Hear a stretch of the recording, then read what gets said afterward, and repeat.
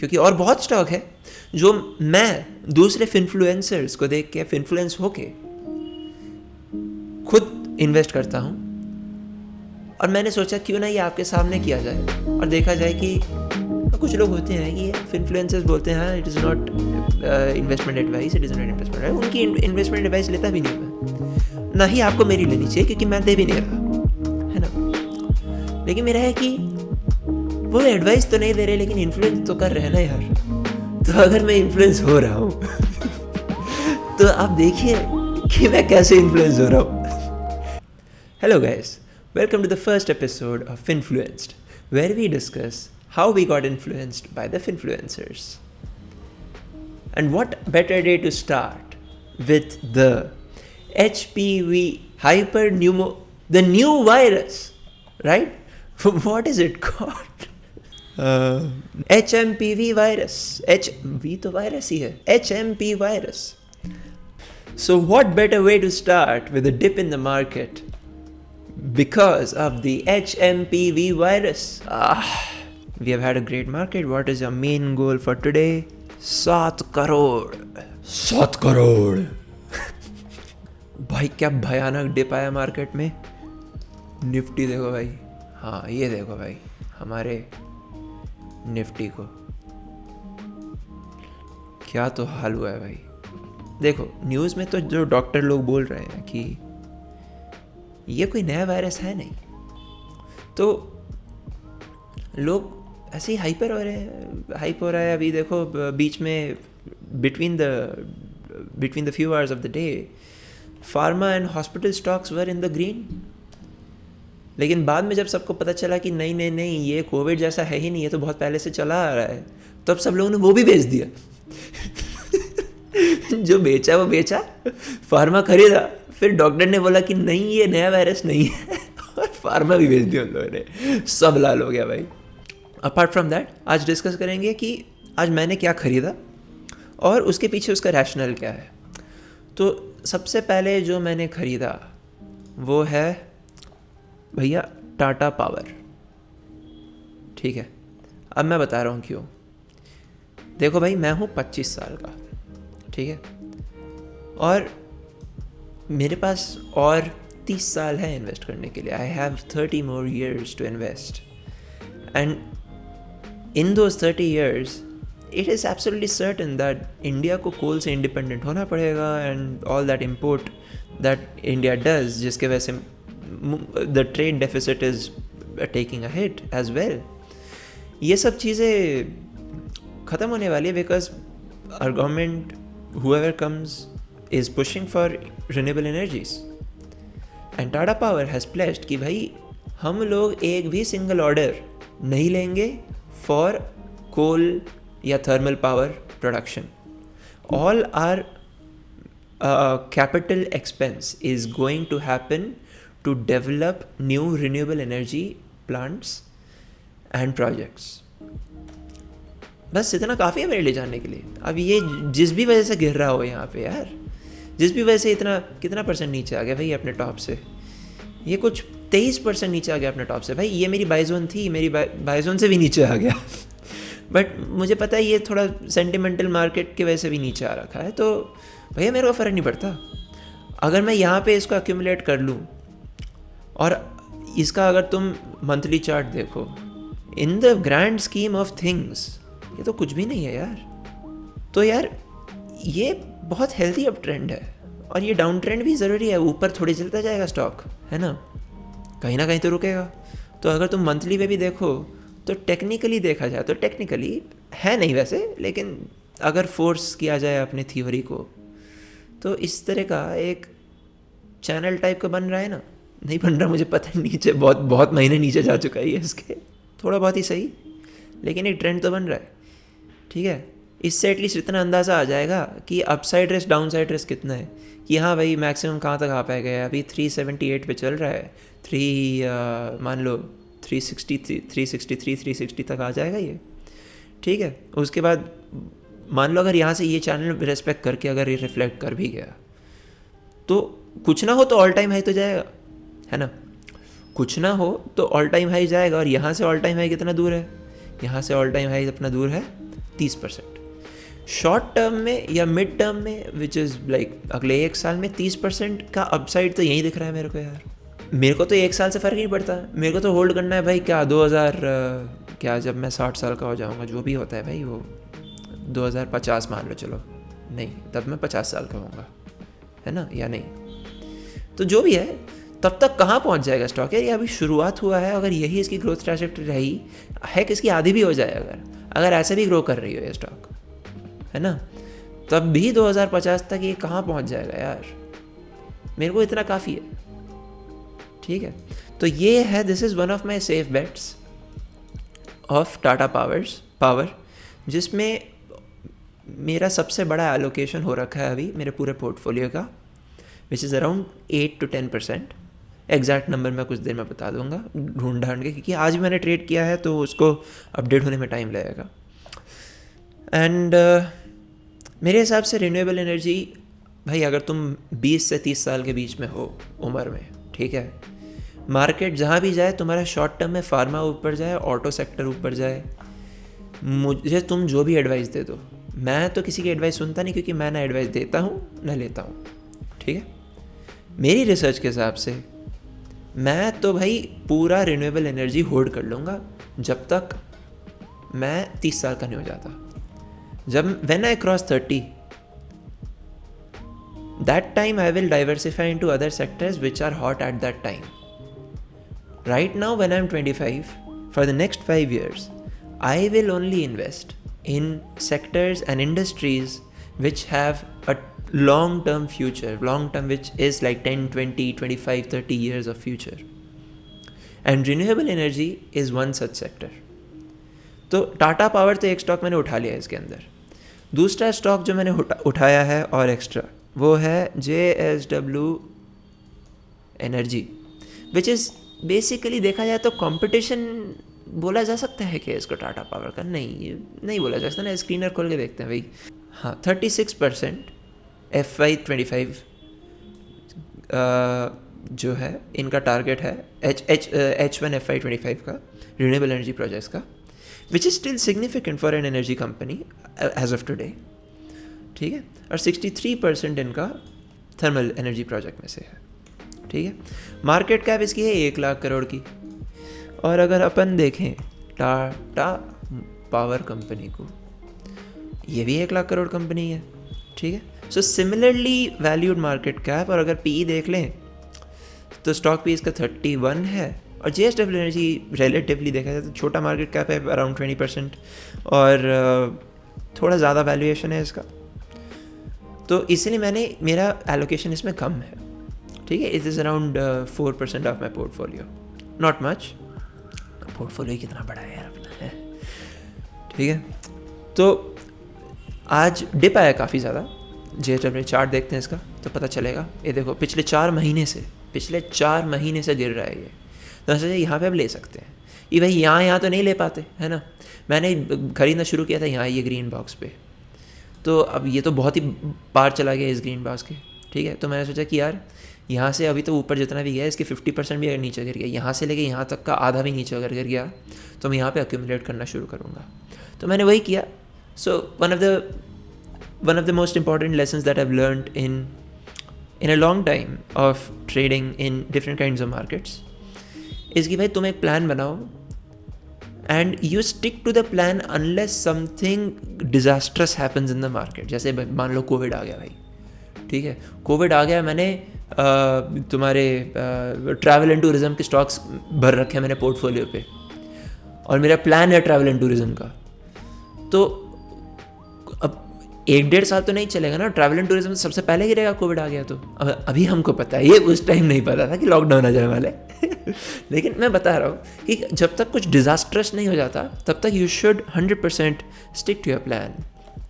मेरा प्लान यही था कि भाई जब तक ये अपने पीक से 50% मान लो नीचे नहीं आ जाता है, विच इज़ लाइक 50% मतलब मैं क्या बोल रहा हूँ, जैसे ये 50% ऊपर गया, मतलब अपने ऑल टाइम हाई से अगर ये 25% 30% नीचे आ जाए, ये देखो एग्जैक्टली 25% नीचे आ गया ना, तो यहाँ पे मैं वापस बाइंग शुरू करूँगा। तो मेरा ये प्लान था और मैंने यही किया। तो JSW एनर्जी मैंने खरीद लिया भर भर के, टाटा पावर मैंने खरीद लिया भर भर के, JSW एनर्जी खरीद लिया भर भर के। और अगला स्टॉक क्या लिया मैंने, अगला स्टॉक लिया मैंने again in the renewable space, लेकिन थोड़ा सा अलग, लोगों के कॉन्ट्रेरी ओपिनियंस हो सकते हैं इसके ऊपर, विच इज़ IREDA। अभी रिसेंटली IPO हुआ है तो इसका वीकली पे देखते हैं, ठीक है, क्योंकि ज़्यादा बड़ा ट्रेंड है नहीं इसका मंथली पे। तो यहाँ पे अगर देखा जाए तो ये देखो कितना इंटरेस्टिंग आ रहा है। ये एक डाउन ट्रेंड में था, इसने डाउन ट्रेंड को ब्रेकआउट किया है, नीचे आके इन लेवल्स को टेस्ट करके फिर ऊपर गया है और आज वापस से गया है नीचे। तो मेरे लिए तो भाई ये नो ब्रेनर है कि तुम नीचे आए हो, फिर तुमने वो ट्रेंड लाइन ब्रेक करी है, फिर तुमने एक हायर लो लगाया है और उसके बाद तुम नीचे आए हो, तुमने अपॉर्चुनिटी दी है मेरे को एंट्री के लिए, तो मैं क्यों ना खरीदूँ, है ना। क्या करती है इरेडा? इरेडा इज़ अभी इरेडा बोलूँगा तो लोग गाली देंगे मेरे को, भाई क्या बोल रहा है। It's Indian renewable energy development agency limited, ठीक है। बेसिकली इसका काम है, इट्स बेसिकली एन NBFC, यहाँ पे लिखा हुआ है देखो, it is a non deposit taking NBFC with the RBI। क्या करने के लिए? ये जो दूसरे रिन्यूएबल एनर्जी वाली कंपनीज हैं उनके लिए it acts as an infrastructure finance company, ठीक है। और ये एक नवरत्ना PSU है, तो भैया स्टैंडर्ड्स काफ़ी हाई हैं, इंडिपेंडेंस है काफ़ी इसकी, एंड इसका loan book stands eight 64,000 crore, और उसमें से मान लो 10,000 करोड़ तो इसने अभी दिया है, ये पिछले 2 हफ्तों में। तो भाई Indian renewable energy development agency limited आज 6-7% डाउन था। मैं एकदम बॉटम पे तो नहीं ले पाया, I was able to enter it when it was down by 4%। उसके बाद भाई पैसे ख़त्म हो गए। कितनी सैलरी आती है भाई 25 साल की उम्र में, तो ठीक है भाई, जितना ले पाए। मगर मेरा ये मानना है कि भाई ये परफेक्ट अपॉर्चुनिटी थी भाई IREDA लेने के लिए। अब तुम इसको डेली पे भी देखो तो बहुत मज़ा आएगा देख के, ठीक है। उतना कुछ ख़राब लग नहीं रहा है चार्ट इसका, एक छोटा मोटा ट्रेंड दिखाई दे रहा है कहीं ना कहीं से। तो मेरे हिसाब से this was a no brainer भाई। हाँ भाई, तुम बाद में अगर यहाँ कंसोलिडेट भी करो अगले 1 साल, यहाँ गिर भी जाओ अगर 1 साल, क्या लोग कहेंगे कि भाई ये बियर फ्लैग है, ठीक है भाई, तुम बियर फ्लैग मान लो इसको, कहीं ना कहीं जाके रिफ्लेक्शन दिखाएगा, अगर नीचे आएगा ना और ले लेंगे भाई उसको। हाँ शॉर्ट टर्म में अगले 2 साल तक भाई लॉस में रहेंगे, लेकिन जो एक्यूमुलेशन होगा ना भाई, ये एक्यूमुलेशन हो रही है अगले 25-30 साल तक, जब रिन्यूएबल एनर्जी वो जो पिवट पॉइंट आएगा ना, वो जो इन्फ्लेक्शन पॉइंट आएगा ना, जिस टाइम पे renewable energy will be bigger larger than thermal energy, उस टाइम के लिए एक्यूमुलेशन है ये। मैं ये नहीं कह रहा पूरा पोर्टफोलियो इस पर डाल दो, नहीं, तुमको प्रॉफिट तो बनाना ही है, चाहे शॉर्ट टर्म में हो लॉन्ग टर्म में हो, है ना। मैं कह रहा हूँ अगर इसको एक्यूमुलेट करना है तो मेरे हिसाब से मैं इसको accumulate irrespective of the price करूँगा जब तक मैं कर पाऊँ। और क्या लिया भैया आज हमने लिया है, हाँ, एक फार्मा कंपनी में एंट्री लिया है हमने, विच इज़ कैप्लिन पॉइंट, ठीक है। अरे भाई को बहुत जल्दी है भाई, इसको बहुत हॉर्न मार रहा है यार। कैप्लिन पॉइंट ऊपर चढ़े, बहुत टाइम से मैं लेने की कोशिश कर रहा था इसको, मेरे को जब पता चला ना ये बहुत ऊपर जा चुका था already Caplin point, but unfortunately अगर इसको देखे ना तुमको पता चलेगा भाई कैप्लिन पॉइंट में क्या अपॉर्चुनिटी है। कैप्लिन पॉइंट अगर तुम देखो, ठीक है, इसका एक कोई ड्रग लॉन्च होने वाला है, मेरे को ऐसा डिटेल पता नहीं है, इसको कुछ जनवरी में अभी 1-2 हफ्ते में कुछ लॉन्च होने वाला है इसका।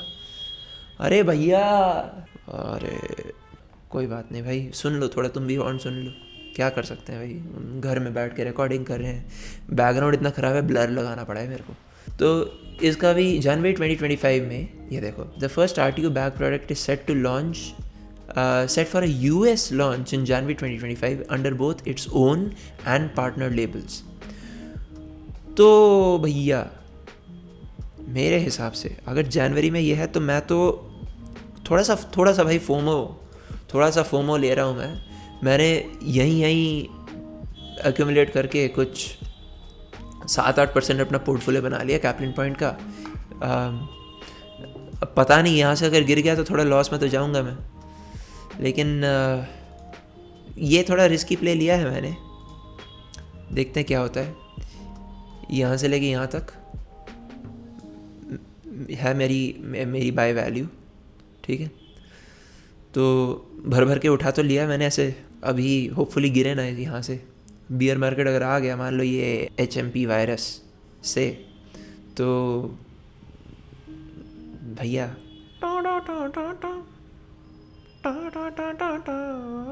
लेकिन ठीक है भाई, स्टॉप लॉस लगा रखेंगे भाई। यहाँ अगर मान लो ये सपोर्ट ब्रेक कर दिया ना, तो यहाँ सपोर्ट ब्रेक पे स्टॉप लॉस लगा देंगे कहीं यहाँ नीचे अराउंड 2285 के आसपास, यहाँ पे स्टॉप लॉस लगा देंगे। कितना लॉस होगा वहाँ से? बहुत लॉस होगा भाई, 10% के आसपास लॉस हो जाएगा, 8% लॉस हो जाएगा भाई। ठीक है, ये थोड़ा रिस्की प्ले है कि जब तक 8% नहीं गिर रहा तब तक डाउनवर्ड एवरेज करते रहेंगे। 8% ज़्यादा गिर गया तो भाई चलो कोई बात नहीं, फिर कभी देखेंगे तुमको। लेकिन यार स्मॉल कैप कंपनी है, 20,000 करोड़ की कंपनी है। अगर जनवरी में इसका लॉन्च हो गया और उस हाइप में लोगों ने खरीद के इसका मार्केट कैप डबल कर दिया, भाई मज़े आ जाएंगे, भाई मज़े आ जाएंगे, ठीक है। और आखिरी स्टॉक जो मैं पिछले 5-6 दिन से ख़रीद रहा हूँ, वो बहुत लोग ख़रीद रहे होंगे इसलिए हमेशा हर दिन ऊपर भी जा रहा है, ये नो ब्रेनर है भाई, IGIL। अगर तुमको 30 साल के लिए कहीं भी इन्वेस्ट करना है, इंडियन इंटरनेशनल जेमोलॉजिकल इंस्टीट्यूशन, भाई इसके ऊपर वीडियो तो अलग से बननी है, बहुत लोगों ने बना भी रखी है, मेरी क्यों सुनोगे तुम। लेकिन भाई मेरी तो मतलब मैंने 2-3 इन्फ्लुएंसर को सुना IGIL के ऊपर, मैंने तो सोच लिया भाई मेरे पोर्टफोलियो में अगले 10 साल तक लार्जेस्ट होल्डिंग इसी को होना है। और भाई मैं कुछ नहीं बोलूँगा, मैं कुछ बोलूँगा ही नहीं, तुम बस 2 नंबर देख लो यहाँ पे। IGIL को अगर तुम स्क्रीन पे सर्च करोगे, तुम 2 नंबर देख लो यहाँ पे, ठीक है। ये देखो, ROE return on equity 76%, ROCE return on capital employed 98.8%, 98.8%। In the words of another influencer, भाई दुनिया में ऐसी कोई कंपनी नहीं है, there is no company in the world which can give you these numbers on ROE and ROCE। भाई stock पी तो देखना ही नहीं, मैं तो कह रहा हूँ भाई जोमेटो 350 पी पे चल रहा था यार एक टाइम पे, जोमेटो 350 पी पे चल रहा था। ये 70-80 पी क्या है जो कंपनी तुमको 98% ROCE दे रही है, हाँ। और भाई 25,000 करोड़ की मार्केट कैप है, ठीक है, तुम ओवर वैल्यूड मान लो इसको, मान लिया भाई, मान लिया हमने इसको ओवर वैल्यू मान लिया। कभी ना कभी भाई इसकी अर्निंग्स कैचअप करने में, भाई 1-2 अर्निंग रिपोर्ट में ही अर्निंग्स कैचअप हो जाएगी, इसकी होगी ओवर वैल्यूड, मना नहीं कर रहा, ऐसा नहीं कि मेरे को आता है सब कुछ, मगर बताओ तो कैसे, मेरे को तो नहीं दिख रहा। भाई क्या करती है भाई, किसी कंपनी से गहने लेती है, उस पर ठप्पा लगाती कि हाँ भाई ये सही माल है, इतना काम है भाई इसका। और काम मटेरियल क्या है भाई? Diamonds, lab grown diamonds, coloured jewels, gemstones. भाई मैं तो sold, I am fully sold भाई, फुल्ली सोल्ड। ये कंपनी अगर कल आके मेरे को भी एक्वायर करने लग गई ना, मैं बोलता हाँ ले लो भाई मेरे से सारा पैसा ले लो, खरीद लो भाई मेरे को तो। चलो ज़्यादा डेटा है नहीं अभी, क्योंकि अभी पिछले महीने ही IPO हुआ है इसका। अगर ये कंपनी मेरी लार्जेस्ट होल्डिंग है, अगर मेरे को 15-20%, 25% का अगर इसने CAGR दे भी दिया ना भाई, तो भाई 20 साल में पैसा 100 गुना हो जाएगा भाई। 25% CAGR पता नहीं कितना होता है, लेकिन भाई कर लो कैलकुलेट खुद ही, बहुत गुना हो जाएगा भाई पैसा। वो भी इनिशियल इन्वेस्टमेंट में जो अभी मैंने पिछले दिन किए हैं, SIP अलग। तो मेरा तो भाई आई एम सोल्ड भाई इस पर। तो आज का वीडियो यहाँ ख़त्म करते हैं, बहुत कुछ है डिस्कस करने को। अगर कंटेंट अच्छा लगा तो सब्सक्राइब करिए, क्योंकि और बहुत स्टॉक है जो मैं दूसरे इन्फ्लुएंसर्स को देख के इन्फ्लुएंस होके खुद इन्वेस्ट करता हूँ।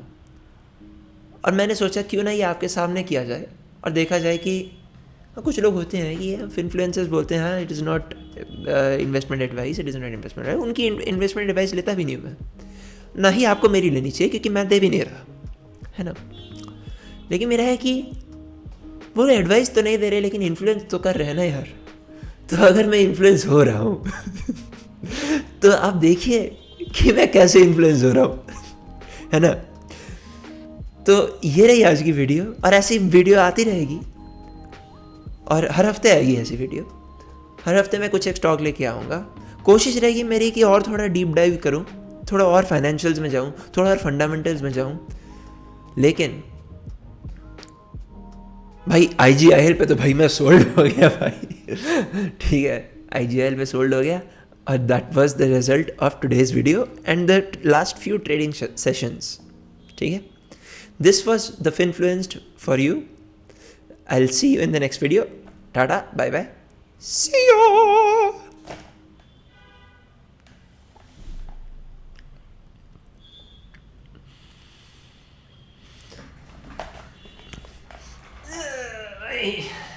क्या शुरू कर दिया भाई, ये हर हफ्ते करना पड़ेगा अभी।